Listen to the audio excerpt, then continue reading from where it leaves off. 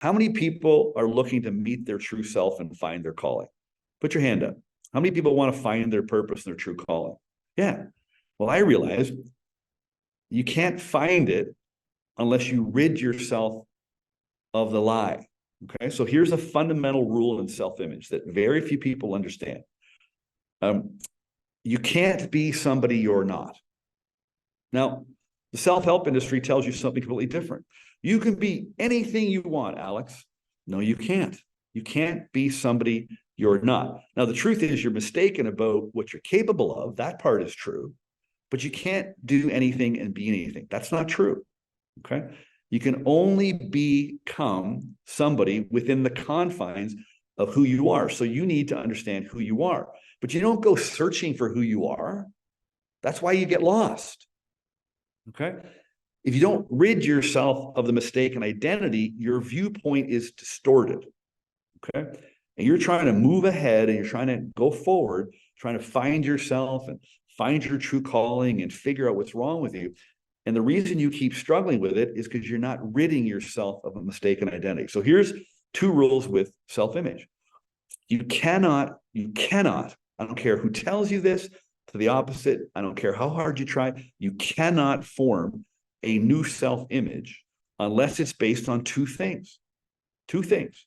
Okay. Number one, you have to see, clearly see that the image that you hold of yourself is based on a lie. Now, how do you discover the lies?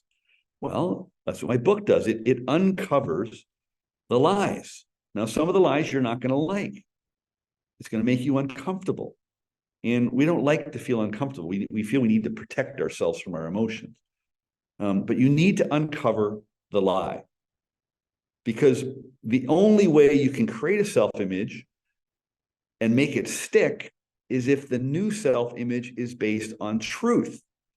Well, if you're trying to, I know a bunch of you have a self-image script and you write this script up and you lie to your subconscious.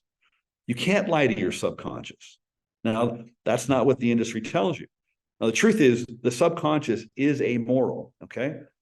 It is completely deductive, right? It will accept anything you give it, but there's a bunch of stuff in it that you're not even aware of that rebuffs the truth or the lie that you think you're trying to convince to your subconscious to be the truth. That's why it won't accept it.